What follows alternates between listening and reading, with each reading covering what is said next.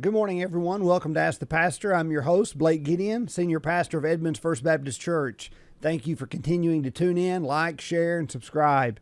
I think we have three questions for today, but I'm actually going to spend a little bit more time studying the first one. And so I'm just going to deal with two questions today. And the first question is this. Isaiah 65:17 says, past troubles will not be remembered.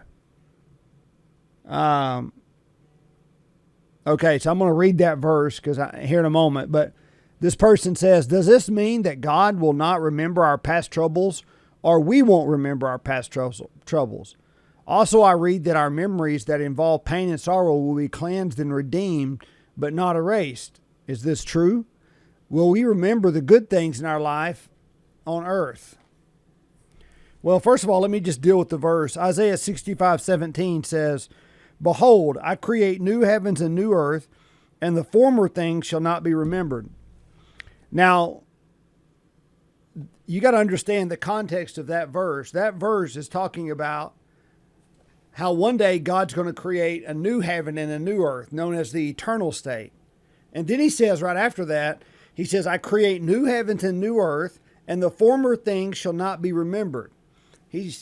And so what's he talking about? He's saying the former heaven and the former earth won't be remembered. I'm creating a new heaven and a new earth.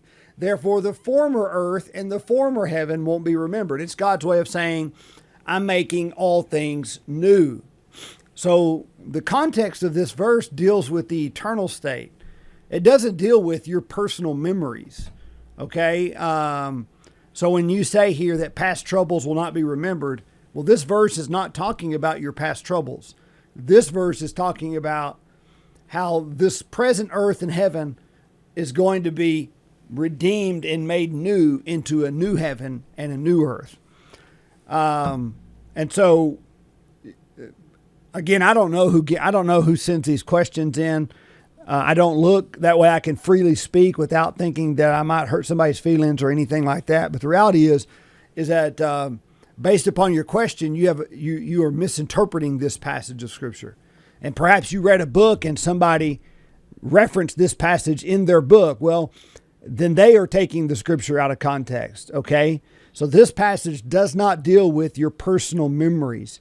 It's talking about how God one day is going to create a new heaven and a new earth, and this current heaven and earth is going to be reborn. It's going to be made new.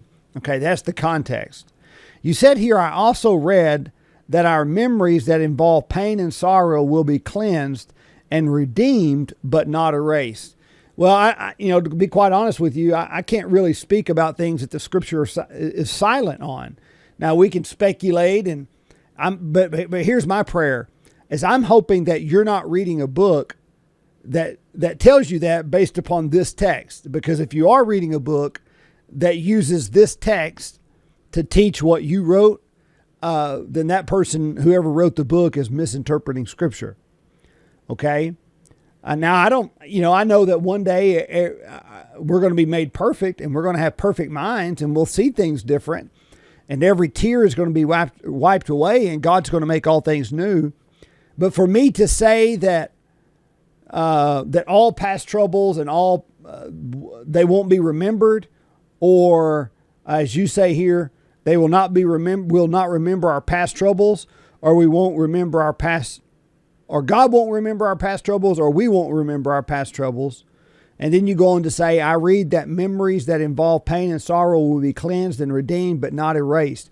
Is this true? I don't know. Scripture, you know what I'm saying? Scripture doesn't say. I just know we're going to receive glorified bodies and a new mind and a perfect mind. And I don't know where past troubles and past pains fall into that. I think that they might remain, but God gives us a different perspective of those things. We see those things from God's perspective now. And so I don't want to speak where the Scripture doesn't speak, okay? All I can tell you this is that one day when Christ makes all things new and believers receive their glorified body, it's going to be made perfect. It's perfection. And so we will not be disappointed. Heaven will not be a place of sorrow and pain.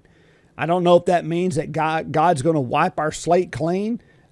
I doubt that. I believe that we're just going to be able to see things differently from God's perspective now, and then things begin to make sense. And so I thank you for your question today. Another question that I have says this: our 3-year-old connection group has a question. We learned that after Cain made a wrong choice and attacked Abel, God sent him away. Then Cain went to live in the land of Nod, and then he had a family. We learned that Adam and Eve then had a son named Seth, and Seth had a family. We wanted to ask, if Adam and Eve were the first people God made, how were Cain and Seth able to start families? And again, that's a common question that people have. I appreciate our 3-year-old class for asking this question. So where did Cain get his wife? Now, I just want to read you something. This comes from the blueletterbible.org, and they actually deal with this. And so I just want to read to you what they say. He says, as far as the account of Cain's finding a wife when no other people were mentioned except Adam and Eve and Abel, we can make the following observations. Number one, these are observations. The problem of the identity of Cain's wife cannot be solved by arguing for some race of pre-Adamic humans. And so there's one theory out there that says that there was actually humans existed who existed before Adam and Eve, and that's where their wives came from. And again, I will not go there. That's just one of the theories. I think it's wrong.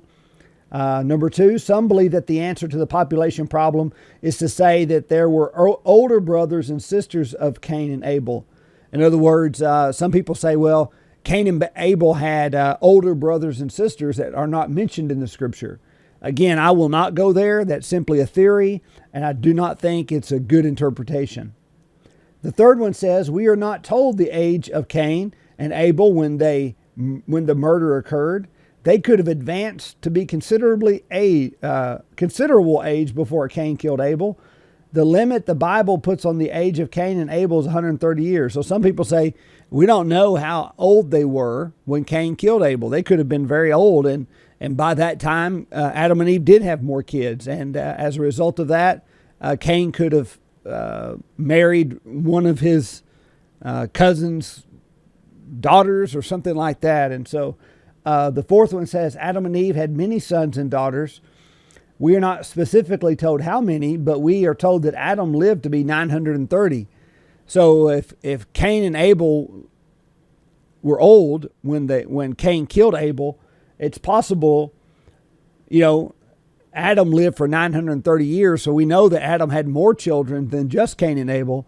So it's possibly that Cain's wife is the result of an incestuous relationship, not necessarily him having sex or intermarrying with his daughter or anything like that, but an extended family situation, which we know was customary in the Bible until the law came.